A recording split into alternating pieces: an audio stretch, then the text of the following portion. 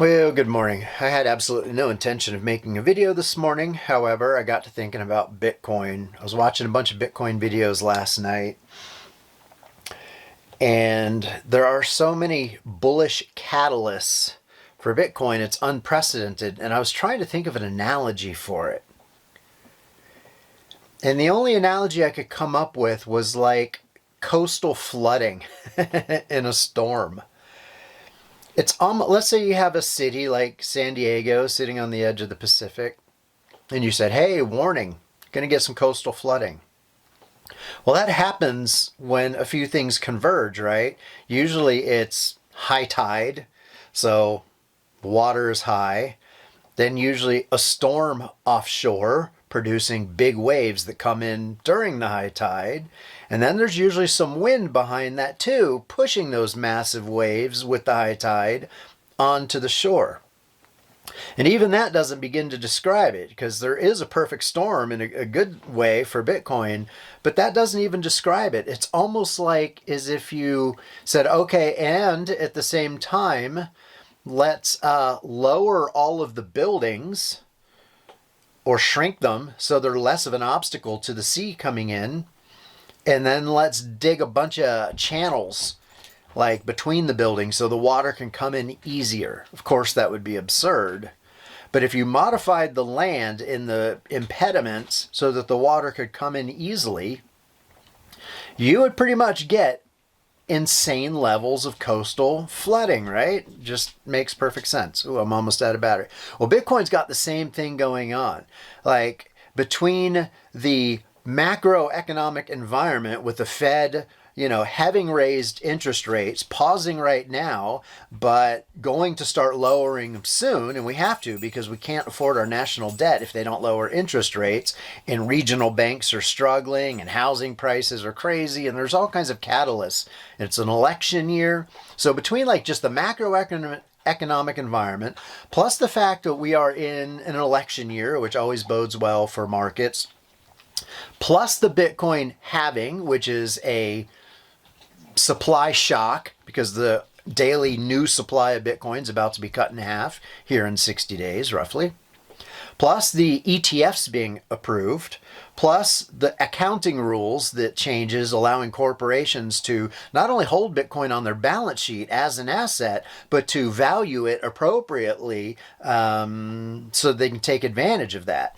So those are some of the major factors, but when you really start digging into them, you then start thinking about, well, if there's ETFs, now other ETFs that are like balanced funds or target date funds, like I'm in my 401k at work, I'm in a target date 2040 fund, which is a mix of, it's like a 60-40 mix of bonds and stocks. Maybe it's the other way around.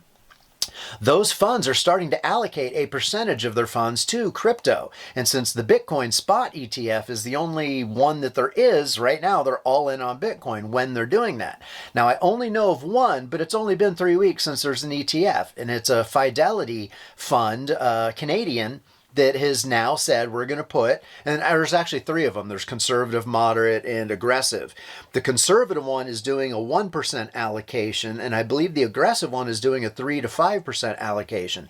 So of the, tens or hundreds of billions of dollars in that fund, they're putting literally selling some of their stocks and bonds and putting it into Bitcoin. Imagine when thousands of different funds around the world are doing that. Oh, by the way, Hong Kong is also about to approve their first spot Bitcoin ETF. So it's like this crumbling of the buildings, right? The lowering of the buildings. The walls are crumbling. The inroads are being made so that massive, massive institutional money can come in. At the same time that there's a supply shock, there's going to be a demand shock, and the regulatory, legal environment, all of that is changing for the better.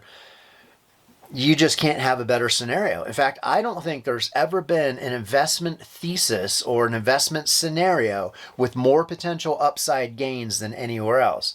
And if you notice, the weakness of the US dollar and the inevitability of its collapse is seeping into collective consciousness rapidly. In fact, Jerome Powell, the chairman of the Fed, was just on 60 Minutes last Sunday. And when asked about, do you have concerns about the long-term sustainability of the dollar in the United States debt situation, he said, yeah, absolutely. It's up to Congress to fix it. I can't fix it. But yeah, in the long term, I'm very concerned. And he's right. We're on a trajectory of absolute debt collapse. It's a mathematical certainty. And it's also a mathematical certainty that Bitcoin's the solution. So that's sort of the wind and the storm and the waves behind it, is that we're heading towards an inevitable collapse. Now when you say, okay, well, what do we do about it? Bitcoin is the absolutely perfect solution. So there's my analogy for the day. I hope that helps you understand it a little bit better. And I would encourage you to get into some Bitcoin, because the dollar is going to collapse. And even though it's almost $50,000, it's going to $1 million. It's a mathematical certainty. And remember, all those concerns about, oh, what if the United States government cracks down on it? Well, that's just one. There's every other country in the world that's not going to stop. And every country that has banned Bitcoin, for the most part, has quickly realized within a year or two, oh, shit, the rest of the world's not banning it. We better get back in the game, because it's about to become the most powerful asset in the history of financial assets. More so than gold, more so than stocks, more so than bonds, because it is a fundamental way of accounting that requires no trust in anyone, and it can't be inflated away. First time that's ever happened in the history of mankind. So many bullish catalysts. Get your hands on some, even if it's $100 worth. You might be underwater for a little while because it does have some volatility, but the volatility is leveling out and it's going up. If you zoom out and look at the long-term chart, it's nothing but up, baby. So get some.